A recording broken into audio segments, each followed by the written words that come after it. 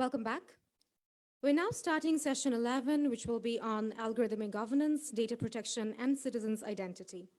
The session will be chaired by Mr. Anu Chaudhry, Policy Advisor, A2I, Government of Bangladesh.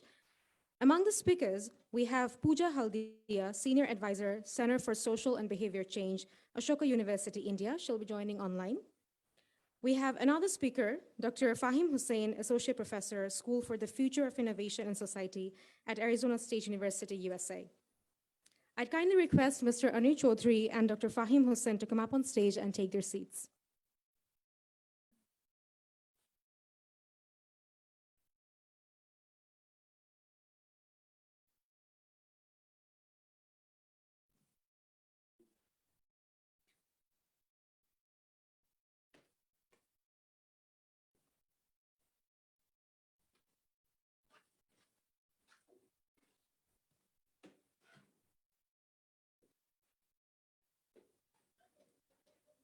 Thank you.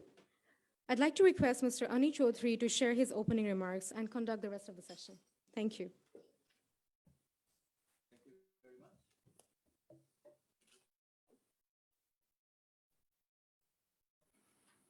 Thank you very much. Ladies and gentlemen, we are almost at the end of the conference, the 3-day exciting journey. As we think about digitization of Bangladesh, we have covered a decade plus in a very serious journey of digitization.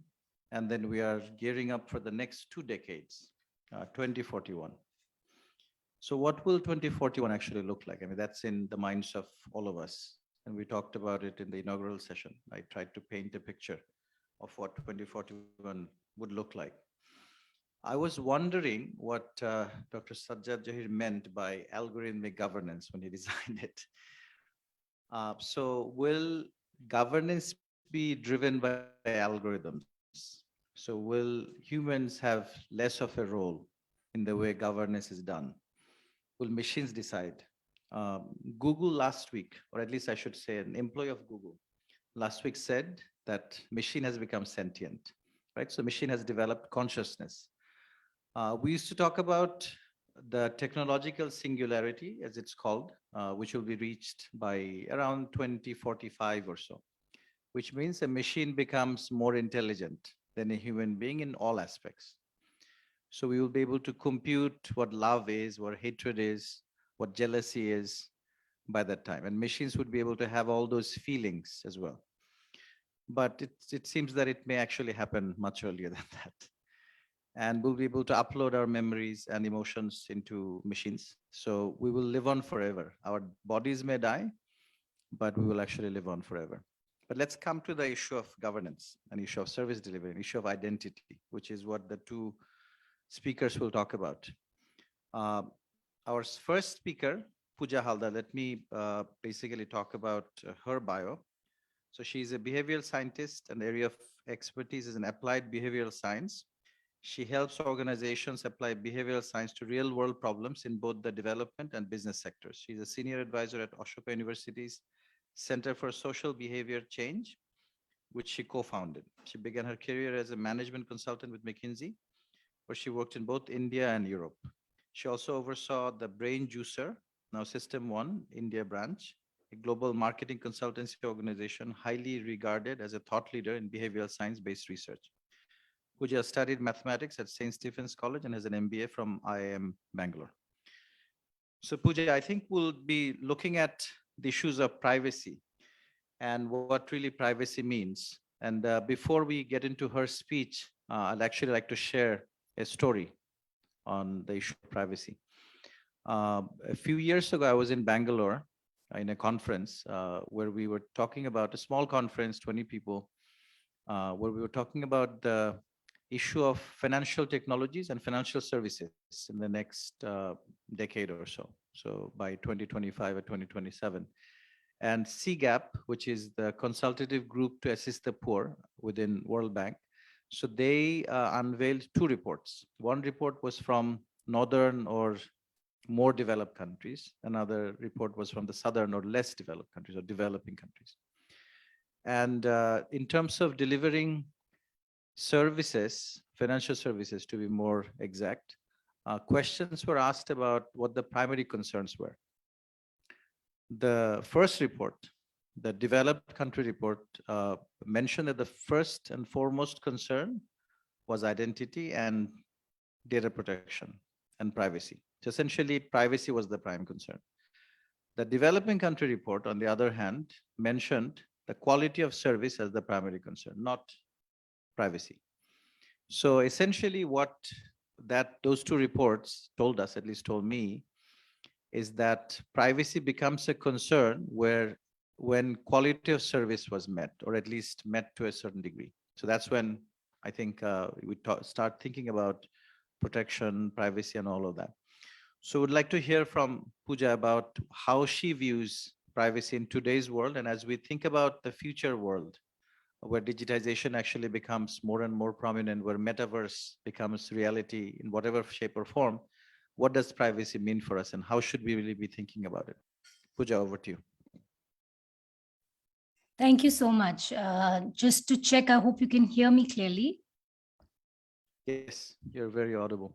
Okay, so I'm going to just share my screen and hopefully that should work as well. Okay. Right.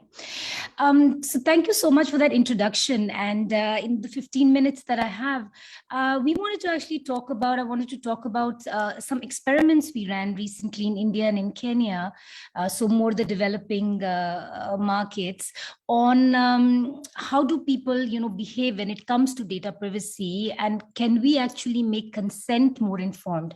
What that means is, we all go on websites where, we're asked a bunch of questions, we accept, we don't accept, but a lot of that decision making is done without thinking. It's done in a hot state where we just want to get to a website.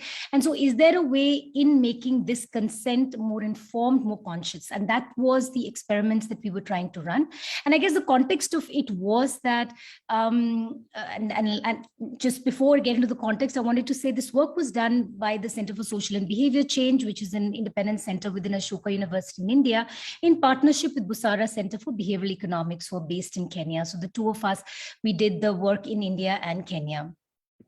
Now, so as I said, the basic question that we were trying to answer was, can people be nudged to make more privacy conscious decisions, and can consent be made more informed? And I think this is regardless of whether, that has been put as a primary concern, or quality of services put as a primary concern. We all in general can agree that greater privacy is something that most people would prefer. And so can that decision making be made easier for people? And then also looking at it from a business perspective, that if you do have better data privacy practices, is that a business advantage for a business or not? But the central question was, can people be nudged to make more privacy conscious decisions? And why were we interested in this question? Because when we ask people, and different reports of course put privacy either number one, number two, or wherever, but people in general do say that they care about their privacy. But when we are put in situations where we can make different decisions, often our actions are not in line with what we say. And this is also for you and me. I mean, we care about privacy, but often we don't even look at what cookies, etc., we're accepting, and we're moving forward. So this is what's known as the privacy paradox, where people say they care about their privacy, but then they don't, their action is not in line with what they're saying. And so the question for us was, can we close this privacy paradox? Can we get them to take actions which are more in line with what they care about? Now, why this privacy paradox exists, I don't have the time to go through all of it, but there are many behavioral influences at play when we are giving consent, for example, for data sharing. I mean, there are things like present bias, where we do care about something we want in the present.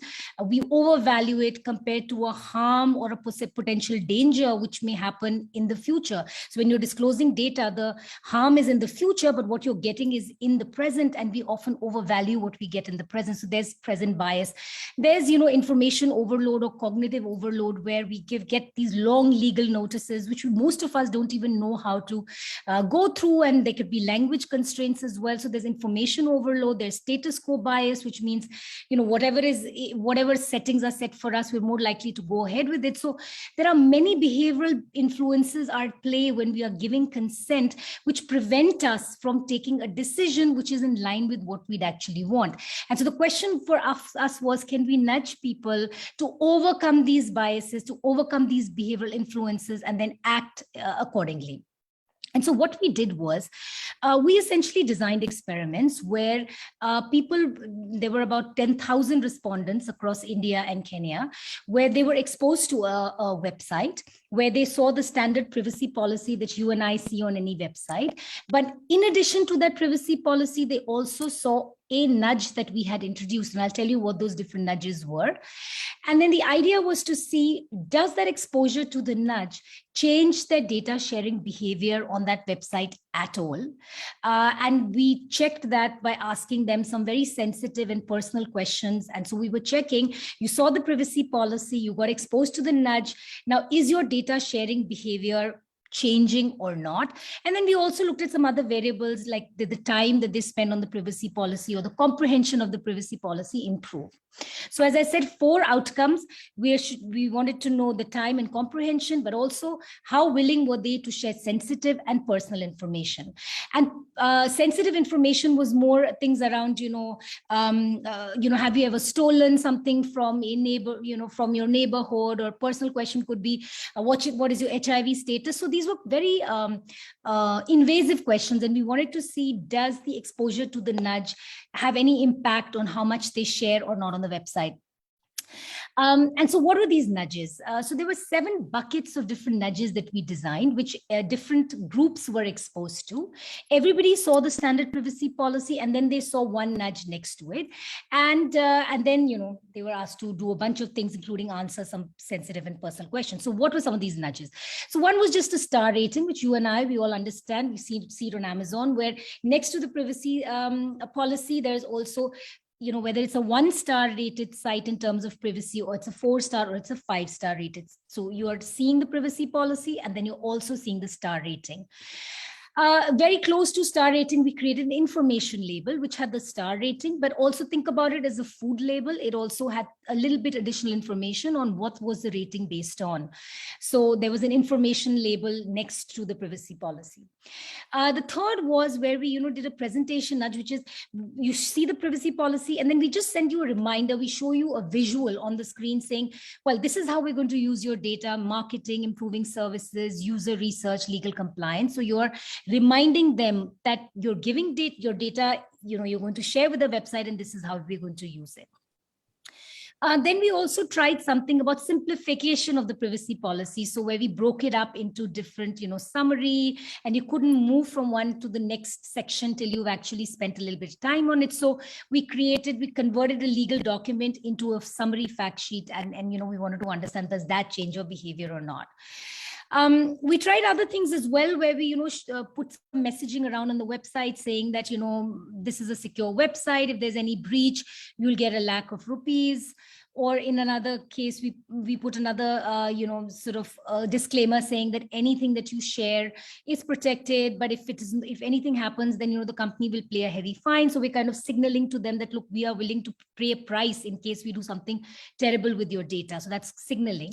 Then we tried something very interesting called the cool down period, where we made people stay on the privacy policy screen for a prescribed period of time. So they could not accept or go ahead.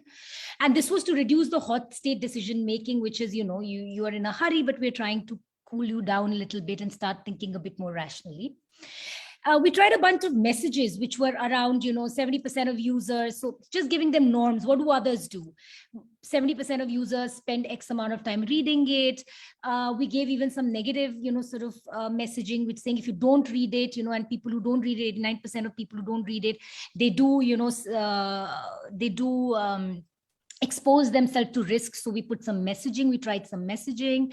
And then, we also tried the, granular consent, which you all may be familiar with, which is, where we break up the consent into 4 different areas: essential, marketing, performance, and third party. And in this, we tried 3 versions, where one was, okay, these are the 4 things that you're giving consent to. But in the other options, in one case, we actually ticked all of it. So if they did not want something to be selected, they had to opt out.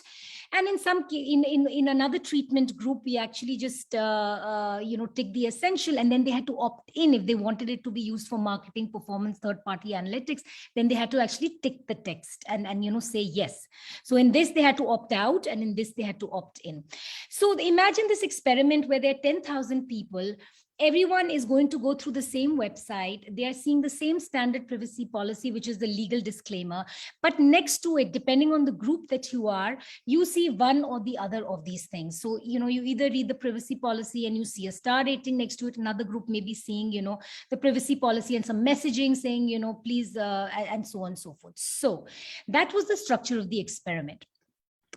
And what were our findings? So interestingly, first and foremost, what we understood, and this is just to step back for a second, the idea of doing this research was to see what do we want to talk, when we talk to regulators especially, and we talk to businesses, what do we want to say about privacy, about consent and so on and so forth. So our first finding was that just simplifying the privacy policy actually was not, it had very limited impact on either increasing comprehension or even, people changing their data sharing patterns. So just simplifying privacy policy actually doesn't help. Firstly, not only do they not understand the current privacy policy, but even if you show it in the form of a summary or a visual, etc., we found that people did not, it's not that they comprehended more and they changed their behavior. So simplification seemed to not work. The things that did work, interestingly, were trust signals on the platform. So the 2 trust signals which worked was, one was star rating. So the presence of a 1 star on the website reduced the amount of data sharing. The presence of a 5 star increased the amount of data sharing. So the star rating was having an impact on what people were doing on the website. And similarly on the cool down period, because when we provided this cool down period, interestingly, people trusted that site more and said, okay, they're actually making me wait on this privacy policy page. That means they must have nothing to hide. That means it must be a trustworthy website. And so I'm going to share more. So these trust signals actually, which did not require comprehension, and so they're very limited cognitive load in the sense that star rating is just a star, you don't have to really think about it. These actually had a material impact on people's behavior on the website. And another one which sort of had a less impact but was interesting was just that data usage visual that I showed you, which is just a reminder to people that you're sharing data and this is how it's going to be used. So you're just making privacy concerns salient at the point of decision making. Again, it's not increasing the comprehension of the privacy policy, but it's just more reminding them that, okay, think about privacy when you're on this website. So this trust signal and this reminder actually worked well. Some of the other ones around messaging, around just simplification of the privacy policy, etc., didn't work as well. And then the third thing, not surprisingly, and this you and I, we've all done it, is that when we tried the granular consent opt-in, opt-out, we found 65% of the users actually just accepted the pre-selected option. So people very rarely change the default that has been set for them. So in case you experience a page where everything is ticked, you just go ahead with that. If you find a page where only one thing is ticked in, you're likely to go ahead with that. So defaults matter a lot. And so what defaults you set actually become very critical. In fact, even more critical than giving people control in order to change it, because most people won't change settings. So you may feel good about giving people more control, that, okay, it's granular consent, you can tick one of the 4, so I'm giving you more control, it may be better. But what we find is actually most people don't change whatever has been pre-selected for them. And so what defaults you set become very important. So I'm going to just take 2 minutes more and say, so net, what our conclusion was, and this was quite interesting interesting to us was when it comes to data privacy, when it comes to consent, we should not just rely on the end user, on you and me. Because at the time of decision making, when we are saying I accept or I don't accept, there are so many behavioral biases at place. And the trade-offs are so complex because you want the website right now, you do want to share the location because maybe it'll give me a better service, but the harm from it, that data sharing, is not obvious to us in the present moment. It's somewhere in the future, it's something which is more nebulous. And so that most of us, therefore, just relying on us to make good decisions for ourselves in terms of data sharing or giving consent is probably asking for too much. In fact, as I showed you, that even when we're giving greater control, where you're allowing us, to change settings, most of us won't change settings. So because, status quo bias, we go ahead with whatever's chosen for us and so on and so forth. So we cannot just rely on end users when it comes to data privacy, when it comes to consent.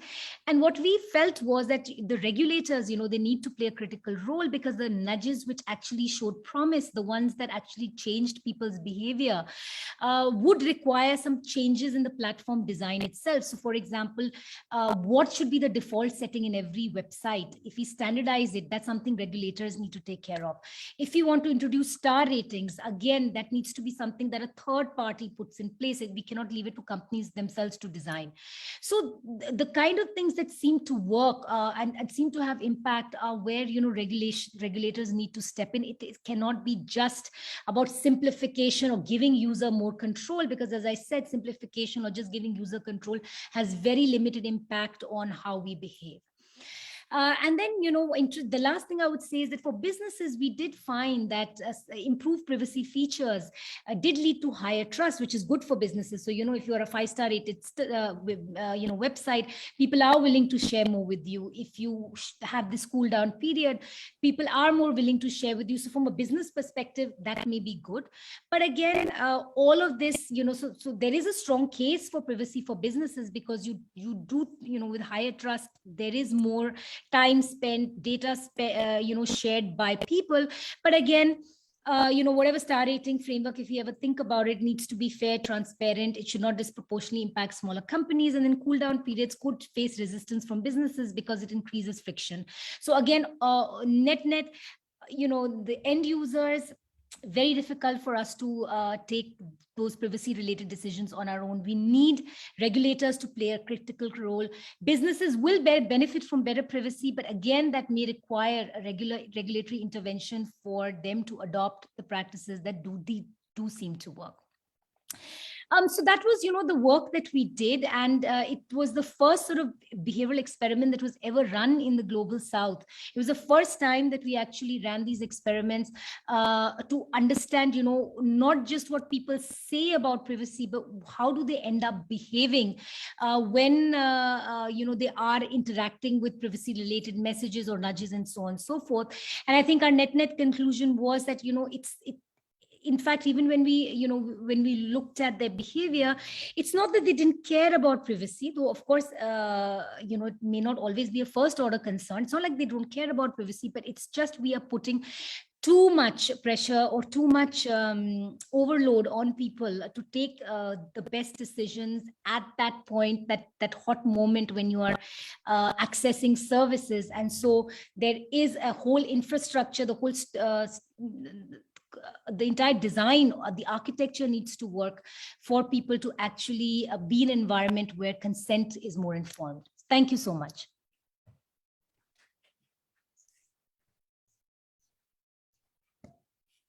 Pooja, thanks very much. That was a fascinating, look into privacy issues and behavioral nudges. And the very important thing that you talked about at the end is that informed nudges, informed consent is difficult for people. And without regulatory environment, education won't help, and businesses actually will not self-regulate, because many of these privacy data can be used for multiple purposes in terms of various products, diversifying products for a company, such as the big techs out there. So I think very, very interesting findings. I remember Obama in a White House cybersecurity conference in Stanford talked about some of his early passwords. And the first password I think he used was PASSWORD. So that was his first password. And then people told him that that's not good. So he changed it to 1 2 3 4 5 7. So he thought that was better. So education does not help. So I think we need other kinds of regulatory. So maybe regulatory nudges are going to be something that could be researched as well. And also I was thinking, Pooja, maybe I'll come back to you with this question later on where we can think, is that you talked about websites and sort of the educated people's interaction with computers. But let's say in the world of financial inclusion, people actually don't interact with computers. They would go to a kiosk manned by somebody and would give out a pin. And often in the case of Bangladesh, we have seen that 100 people will have the same pin because the pin is actually remembered by the person manning that kiosk to get cash out of a digital system.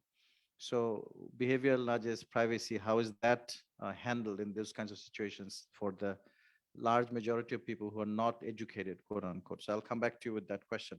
Let me move on to Dr. Fahim Hussain. He's an interdisciplinary researcher with expertise in information and communication technology, global development, human displacement, and public policy. Fahim is currently working as a clinical associate professor in the School for the Future of Innovation in Society at Arizona State University. He received his PhD in engineering and public policy from Carnegie Mellon University. Fahim's current research projects involve impact and innovation analysis of digital communication platforms for Rohingya refugees, formulation of online education strategies for resettled Afghan refugees, and development of an inclusive digital afterlife ecosystem for the global south. Afterlife ecosystem. It's quite an interesting one. So he'll talk about identity. So in today's world of digital identities, some of us have multiple digital identities. Some of us actually don't have even one. And in the case of multiverse and metaverse, what is identity? How do we represent ourselves in the digital world? If I'm over to you.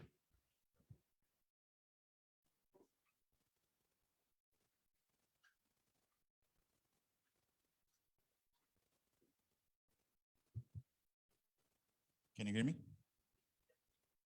Thank you so much, Anipra. It's been a while. So good to see you. It's at least like 15 years or something like that. Okay. Thanks to Imran Bhai, Zahir Bhai, and others for inviting me here to talk about some of the interesting things, uncharted territories. Thank you, Pooja, for talking about the privacy-related and privacy nudge, and as Anil Bhai was saying, about regulatory nudge. I wish I had as much as trust on the regulators as our speakers. But at the same time, what we are going to talk today is about a lot of confusion. We are going to talk about identity, but primarily look into some questions that needs to be answered. The goal would be to talk about the possibilities and challenges of our digital identities, governance, digital sovereignty. We are going to look into some initial findings from our relevant research in our School of Future of Innovation in Society. But primarily, we are going to talk about some questions relevant to the uncharted territories of the digital realm. I promise I will be eventually back to these questions and talk about identity. But before that, I would like to talk about deceased users or dead people. And even before I do that, Sajad Bhai, what is an NPC? I told you yesterday. Do you remember? Okay. I'm sorry, I'm a professor, so I'll just put students on the people on the spot. NPC is a non-playing character. So let's remember this. It's going to be important. Now, I see Zubair on the back. Zubair, between you and me, you don't have to be very specific. What do you think? How many countries' citizenship do we share? You don't have to be naming names. Just give me a number. Sorry, if you can repeat the question again, I couldn't quite hear it. How many countries' citizenships do we share between us? I don't know really. This room, you mean? Huh? In this room? Sure. Or what's the? 10, 10? yeah. Why are you putting me off here? 10, and can you give me some names of those countries? Of course, Bangladesh, US, India, Sri Lanka. So What about Republic of Facebook? Republic of Google? The Federation of Twitter? So when we talk about citizenship, thank you so much. When we talk about citizenship, when we talk about identity, it's beyond the geopolitical reality that we see, because our identity are so transcending, especially when we talk about our digital realm. Then it becomes personal. Who owns our personal digital data? So I'll ask my newfound friend, Pallavi. Who owns our data? Not necessarily. Google will take note if you look into that. Who owns our data after our death? And primarily, and this is for all of us, have any of you assigned officially anybody else to manage your digital data after your death? I'm ignoring you at this point. Imran Bhai, have you done that? It's me and you, maybe in the room. So these are some of the things which we need to look into. Let's reflect on this as I move on, as I talk about digital afterlife. I had a paper what talked about digital afterlife. It's the world of digital walking deads. When we talk about our presence online and offline using different digital services, we are leaving digital footprints in our emails, in our social media likes and posts. As the video is being live fed, we have our footprints. That's fine. But interestingly, what happens, like many of our physical artifacts, once we are gone, biologically, we will be alive in different shapes and forms online in the cyberspace. That's in general is called digital afterlife. Why it's important? Why does it matter? For many of us, majority of us, when we talk about, imagine the issues with privacy. So what Anirbhai was mentioning about the concerns, interestingly, it's overwhelmingly a first world issue.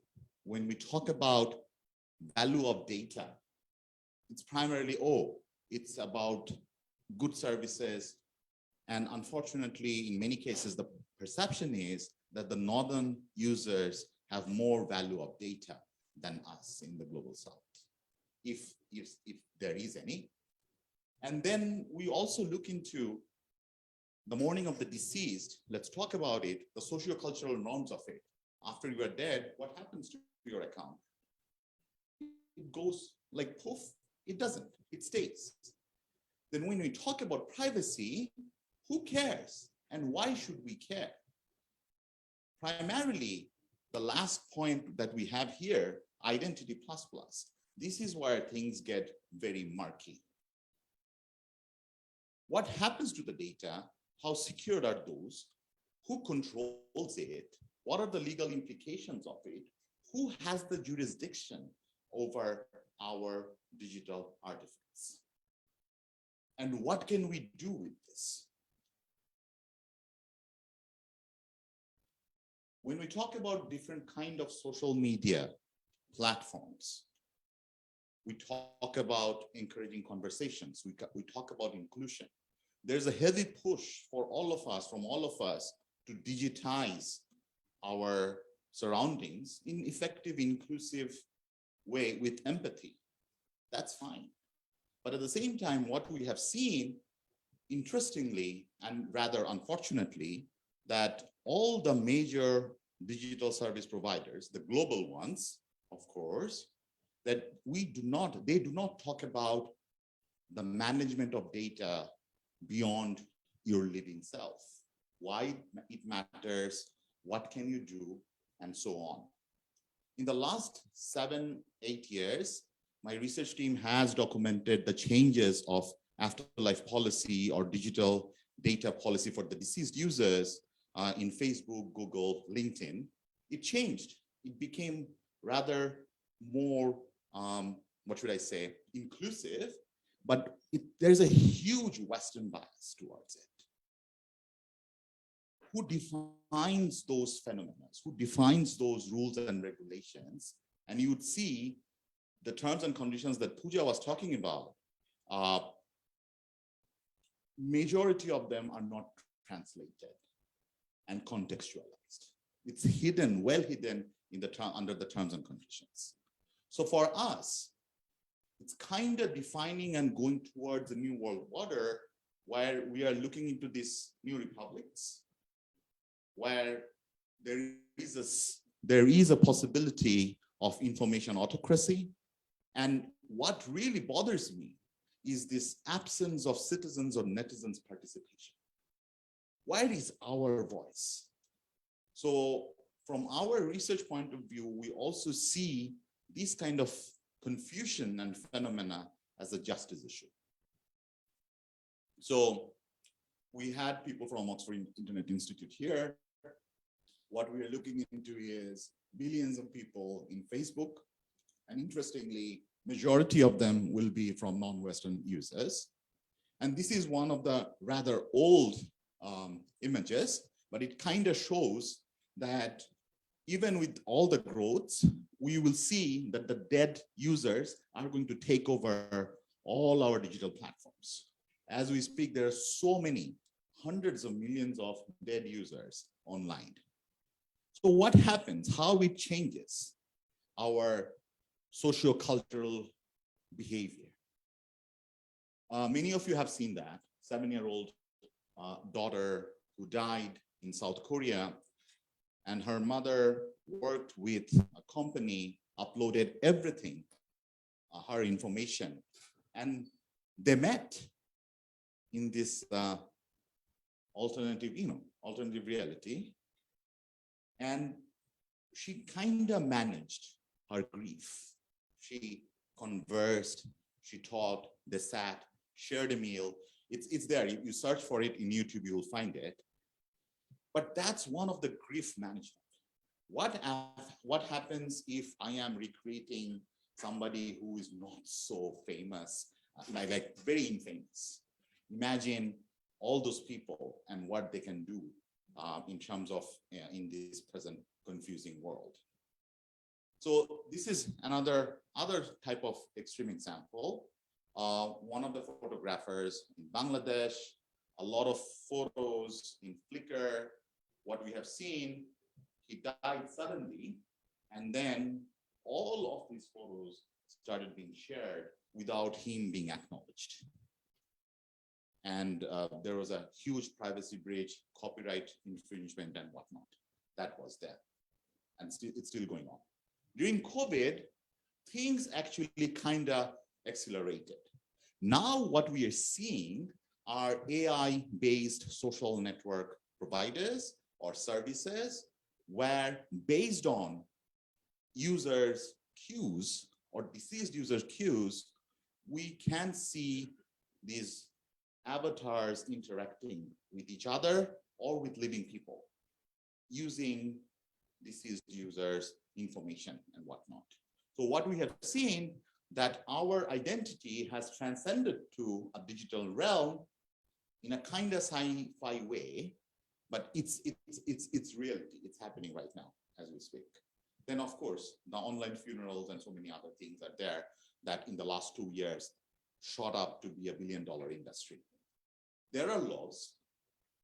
USA is inherently confused, and at the same time, the laws that we have right now there is pro-industry.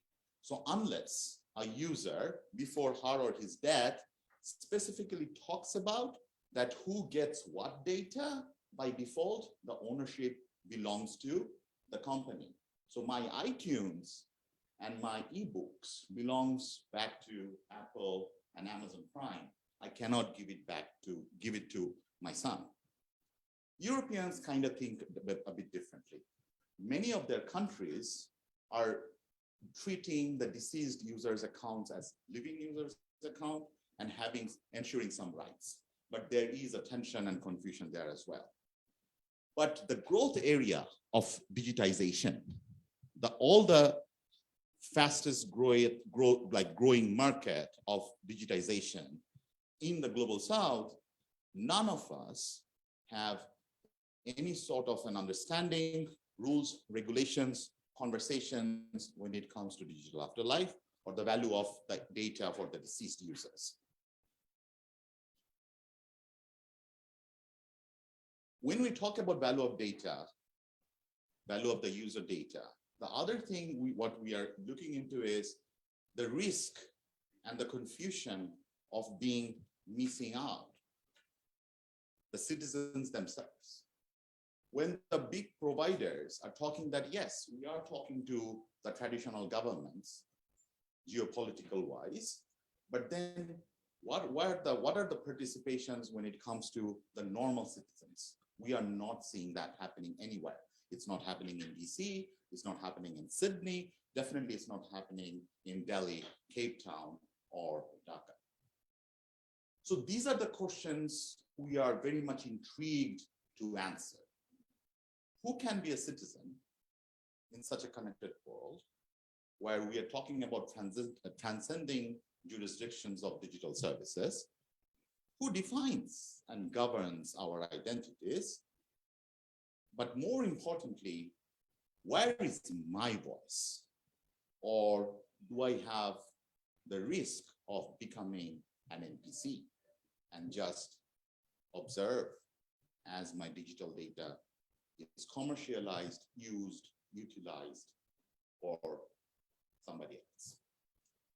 Thank you.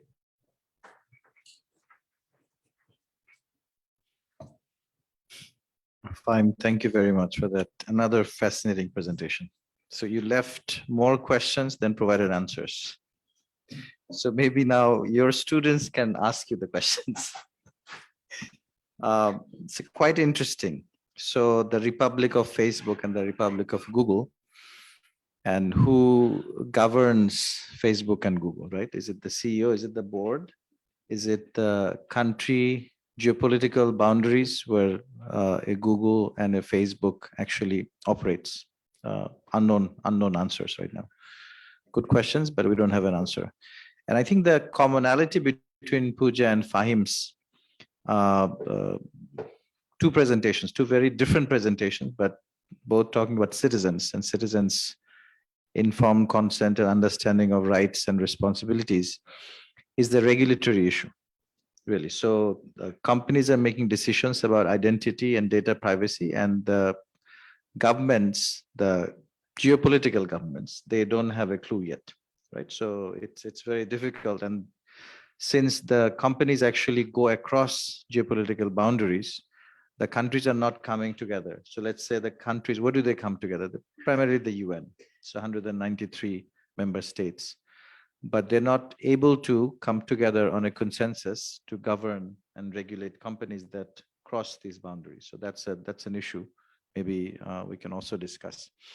So I'll open up the floor to the students. There are professors here, actually, very renowned professors in the audience. Pallavi. If you could just introduce yourself very briefly and then ask the question or comment or provoke further.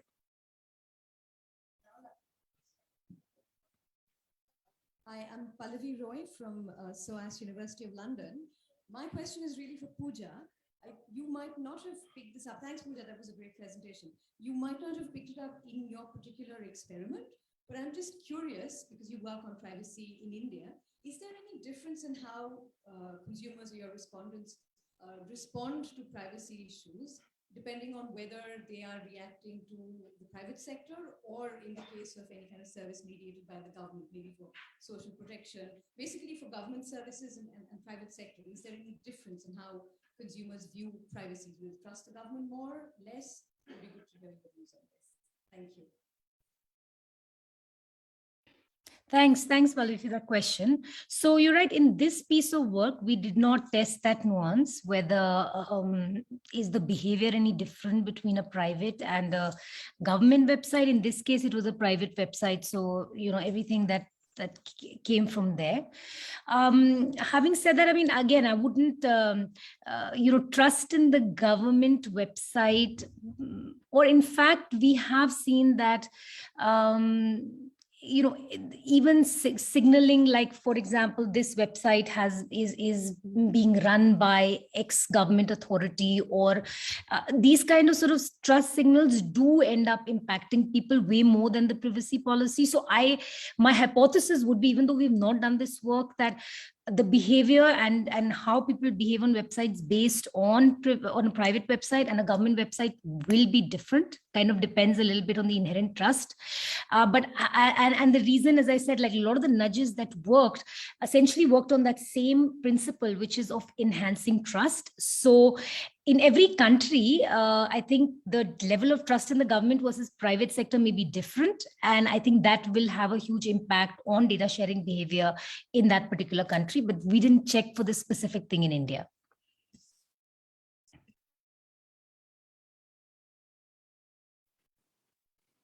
Anybody else?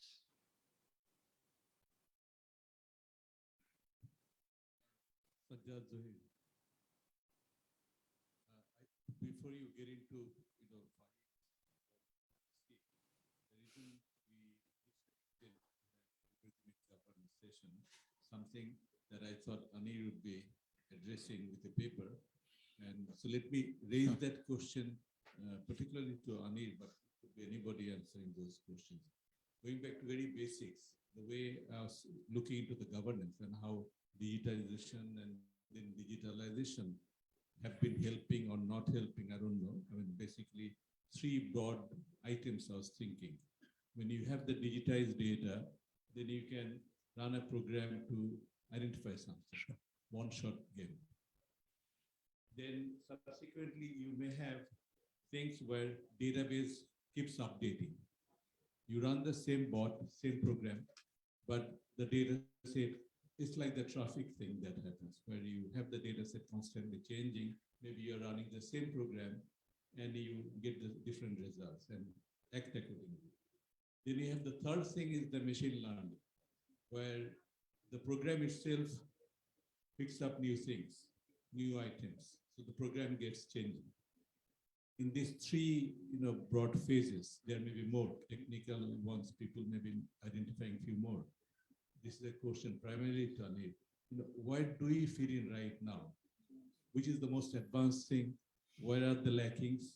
How do we make use of it for the greater benefits?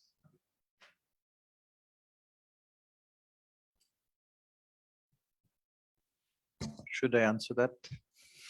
I guess I have to moderate myself now. Actually, we fit in all of those stages, depending on which department in the government you talk to. The beauty of digitization is that you have data that can be used multiple times. So essentially, when you go from so typically before digitization, each government department would keep things on paper, right? On all these khatas and all of that. And you can't create interoperability between different notebooks. But in digital world, you can. So there is the possibility of sharing data. So if citizens have given their identity information to one department, that can obviously be used by other departments within the government. But that's not necessarily happening. So we are missing the beauty of digitization in many cases. A department is also able to use that data multiple times. That is also not happening in most cases. So because what we did was we took a paper form, which is the most prevalent form of requesting for services from the government, and we digitized that form. So essentially you go in and fill out that form. Previously you had to do it on paper. Now you do it on a website. But it's the same form. It's become e-form. Without realizing, that you don't have to ask for all of that information because it's been provided once. So much of the beauty of digitization is missed still, but then there are some departments which have figured this out. It's a simple thing, and they have moved to the next level of not asking for the same information again and again and sharing it with other departments. Sometimes the boundaries of what can be shared and not shared is also missed. So there, when information is taken, let's say Shurokka was a very popular app to get vaccination for COVID, and it was a mandatory app to get registered on. So a lot of information was shared through Shurokka. So potentially, Shurokka app can now share data with the land ministry or with passports, because that could be very useful. But we haven't figured out the boundaries yet. So how much of the Shurokka information we can actually give to land ministry or to the Department of Immigration for passport. So those are the things that we still have to figure out. Then there are other departments. In the last 1.5 years, with the instruction of the cabinet, we have gone to almost every ministry and tried to promote the concept of fourth industrial revolution. So there AI becomes a very important aspect. So massive data, learning based on data, machine learning, and then making decisions with the assistance of machines. Human decisions, but with the assistance of machines using AI. And we used that very successfully during COVID. So Ministry of Health, the Telecom Ministry worked together with the telcos to use telephone information to track the disease, where the disease was progressing. So that was very successfully used using telcos data, private data by the government. So that was unprecedented and may not happen anytime soon unless we hit another crisis. So those are some of the things. So there are many levels of understanding and intelligence within the government, and they're all trying to come together, learn from each other. So maybe a bit of a long answer. I'll open up the floor again. I think we have a couple more minutes. Anybody else who wants to answer, ask questions or provoke further? In the back. Hello, good afternoon. My name is Sarah Sahar, and this question is for Ms. Pooja. The outcomes of your project are super interesting, and especially one thing that caught my eyes was the star rating. And I wonder what the implications of that would be, and who would be standardizing that. And but my question is in regards to the methods of your experiment. I'm interested in learning more about what kind of methods you used. Was it the same person answering different set of questions with more nudges, and how basically what the different steps were? Thank you so much.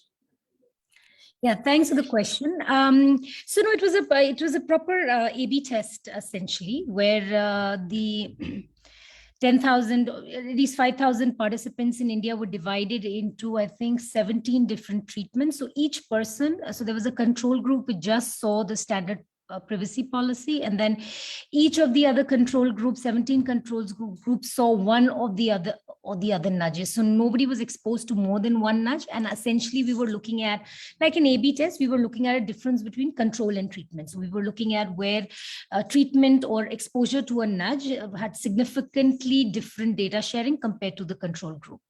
So that's how we essentially ran the experiment. Does that answer your question?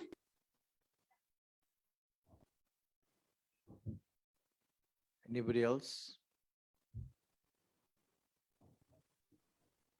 Imran bhai.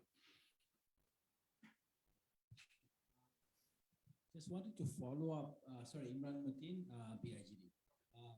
Just wanted to follow up, Anil bhai, on your sort of remarks on not still being able to take full advantage because of interoperability and data being used multiple times. Now I wonder whether, without addressing, and I'm here borrowing a lot from work by Mushtaq bhai and sort of Pallavi here, I mean, without addressing some of the more fundamental problems of governance and power that sort of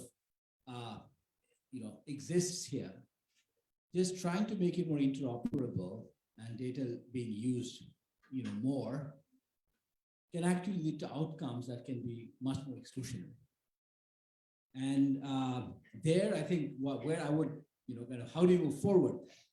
I think moving forward, I think, maybe I'm putting words in Mushtaq bhai's, kind of mouth here, but one idea is to basically have the redundancy and kind of have both systems going and learn and see how you basically which one works better. But that may take a long time in terms of actually creating the integration and getting the benefits. I wonder whether there are other ways of thinking about this problem with very intensive piloting and learning, but creating a mandate rather than creating too many redundancies, because that may be just too long a learning phase. I just wonder whether you have any thoughts in terms of how do we move fast as well, but in a good way. Sure. So, Mushtaq bhai, do you want to answer that? আমার জন্য there is a প্রশ্ন. Okay, I'll try to answer that. We'll try to cover that in the concluding session as well, because I think that's the best format. But I'll give a very short answer there, and I have one question to Fahim. After that, maybe we'll take 2 more minutes. So there is no clear answer to that. I think the analysis of what digitization may actually harm the marginalized rather than benefit is an open question. And because we were just having a 2-hour discussion just before coming here, and the harm and benefit issue it lies in many different aspects. So design is one aspect. So how you're designing it and how you're delivering it, and who owns the data and also the process, right? So the process, we have had age-old processes. So it's not just data itself, it's how the data is processed and how the service is delivered, how many steps, and who controls those steps, how much delay is introduced in those steps. So it's a complex issue. So it's not just looking at it through digitization's angle and data angle is not enough. You actually really have to look at it from a process angle. So who controls that process? Who are the intermediaries in that process? The known and unknown intermediaries, formal and informal intermediaries in getting a service from the government. So what is written on paper, and one of the things that we discussed, what is written on paper as a process to get a service from the government, be it a passport or a loan or a permit, may not be the way it actually is done. And that the way it's actually done may vary from district to district, office to office, person to person, right? So how do you take a very informal setting and formalize that? Because digitization essentially formalizes things. So I was just told that time has ended, but I want to just ask one question to Fahim. So he talked about many different essence of, I mean, he talked about afterlife a lot more than today's life, but it actually brings out a lot of interesting questions. I want to ask a question about data sovereignty from a country's perspective. So that's something that we're actually grappling with right now within the government. So we are developing data centers within the government, but then if the data center is really managed by, let's say, Amazon or Google or Microsoft, the 3 big players, then they'll keep it outside of the country. But if they actually manage it inside the country, if they agree to doing that, they still manage it. So they actually control the data in a sense.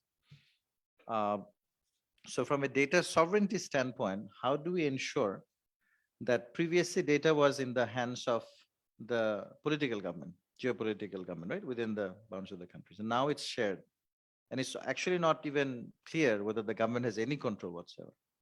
The control may be in the hands of a big tech who's running the data center. So how do you reconcile that issue? And then where is the citizens' control come in? That's something that you ended with, right? So I want to ultimately have my own control over the data. So how do I do that as an uneducated, maybe even an illiterate person?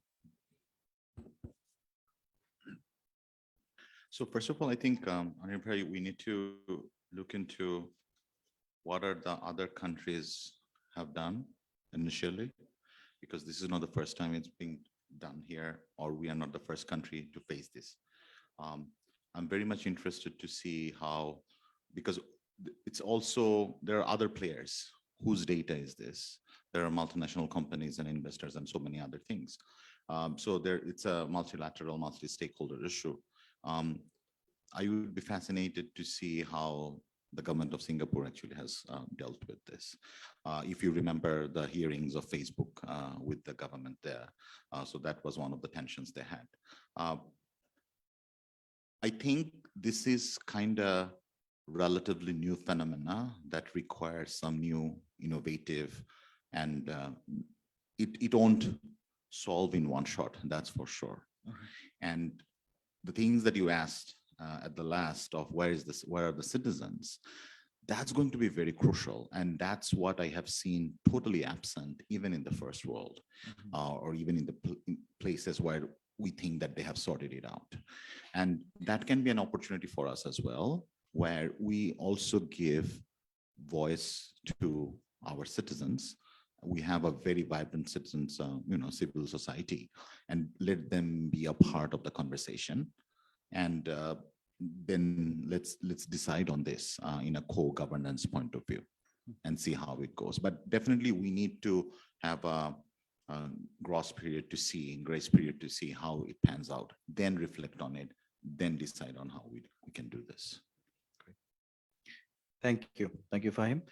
We'll end with just one takeaway that I have, is that I think we need discussion, a lot more discussion, perhaps even catalyzed by academia and research organizations, on citizen-friendly regulation, on data, governance, and digitization. Thank you very much. Thank you.